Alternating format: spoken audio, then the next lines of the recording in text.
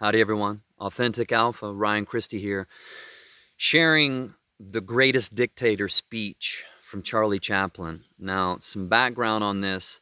This was the first time that Charlie Chaplin chose to speak, and it was a pivotal moment. Like, he had this interesting connection to Hitler, being born with like 4 days apart. And so this greatest dictator speech was really not speech, but the film itself was like this farce of Hitler as a dictator, or dictators in general, right? So it's an interesting film take, but the speech is really powerful, and it really, to me, it speaks of like we are all created equal. And there's also a message of hope. Normally when you see if you haven't seen the film, but the clips of the greatest dictator speech, not all of them include this message of hope at the end. But I think the whole speech calls out disconnection, calls out those who elevate themselves above everyone else and are manipulating people, are manipulating their fellow humans for greed, power, whatever it is, right? Not this unity, not that we are all one um, humanity, and that we are connected, and that together we can do amazing things, and that we have, but not allowing others to control, to manipulate, to tell us what to do, all of this, right? I think it's so relevant now, especially, right?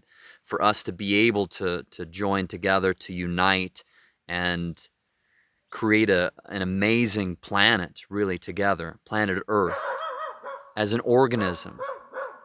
If you think of planet Earth like that, and that humans on planet Earth are one component of this greater organism, right? Living, breathing, spirit of everything. So I want to read it. I'm going to read the greatest dictator speech, and maybe share some more thoughts at the end, or highlight some areas along the way. I'm sorry. I don't want to be an emperor. That's not my business. I don't want to rule or conquer anyone. I should like to help everyone if possible. Jew, Gentile, black man, white. We all want to help one another. Human beings are like that. We want to live by each other's happiness, not by each other's misery. We don't want to hate and despise one another. In this world, there is room enough for everyone, and the good earth is rich and can provide for everyone. The way of life can be free and beautiful, but we have lost the way. Greed has poisoned men's souls, has barricaded the world with hate, has goose-stepped us into misery and bloodshed.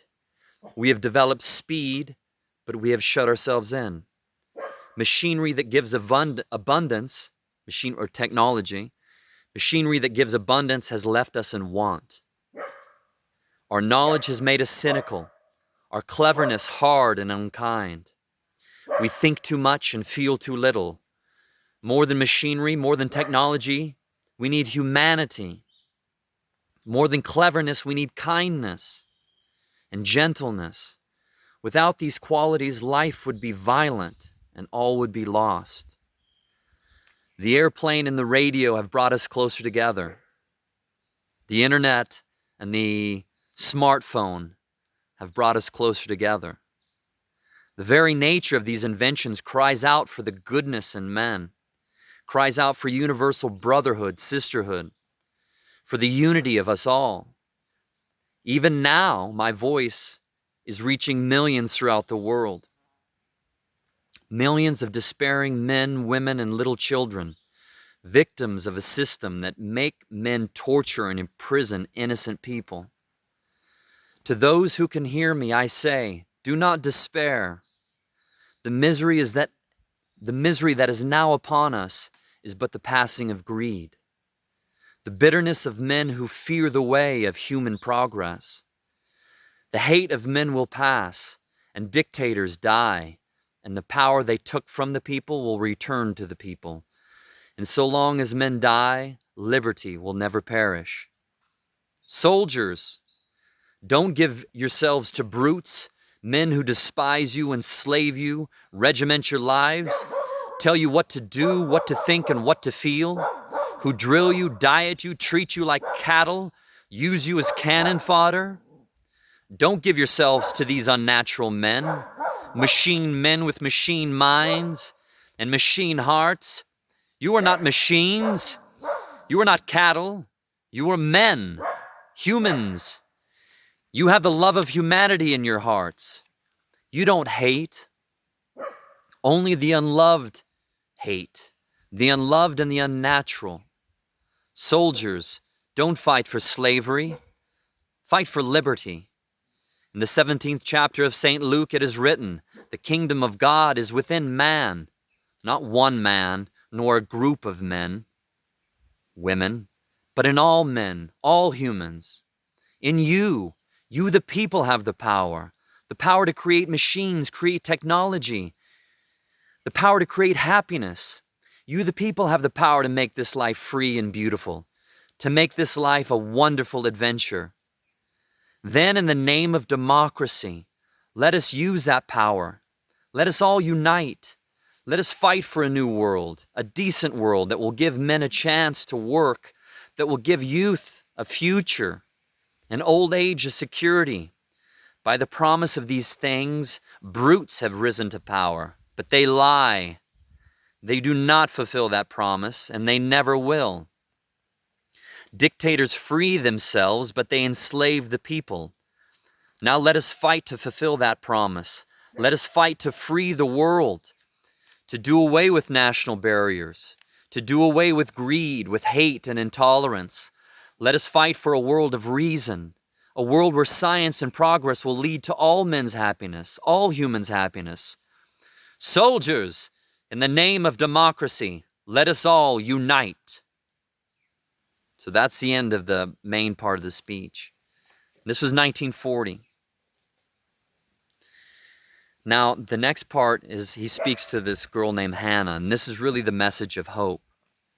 And that's what this is all about to me, is like really coming together, like being able to view the situation, that we are all born equal. We are all the same. Anyone that tells you different is lying. That's not the truth. The more that we can connect on that truth, the better everyone is, right? And this goes back into 17th chapter of St. Luke, of Jesus Christ's teachings. Love your God, the greater, the greatest, with all your heart, mind, body, and soul, as you love yourself, and love your brothers and sisters, right? And the world will be a greater place. That's the challenge, right? We get caught up, we get enslaved, our minds are all... So here's the message of hope. Hannah, look up, look up. The clouds are lifting. The sun is breaking through. We are coming out of the darkness into the light. We are coming into a new world, a kind new world, where men will rise above their hate and brutality. The soul of man has been given wings. The sage of Aquarius is all about this. And at last he's beginning to fly. He is flying into the rainbow, into the light of hope, into the future, that glorious future that belongs to you, to me, to all of us. Look up, look up. And this is where we can really come together, is hope for a greater future, for the greatest good, aligning your will with the greatest good, the greatest will. And there's a lot of fear right now, especially with artificial intelligence, super intelligence. But if we focus on humanity coming together and not being afraid, but really uniting under the message of hope, that together we can create great things and evolve, and our consciousness and our greater comes out. And that the more of us that can come together towards that, the greater the future will be for humanity, for our children. Creating a future for our children, security for our old age, hope for our now. Love this speech. Really stirs me up. And I hope it stirs up something in you, inspires you, gives you hope, brings greater awareness about what you can do, and that how um, what you do in this life matters. Your mindset matters most, and that you can make an impact in beautiful ways for the greatest good. Your greatest good and the greatest good of humanity, the world, and beyond, depending on how big you think and you feel.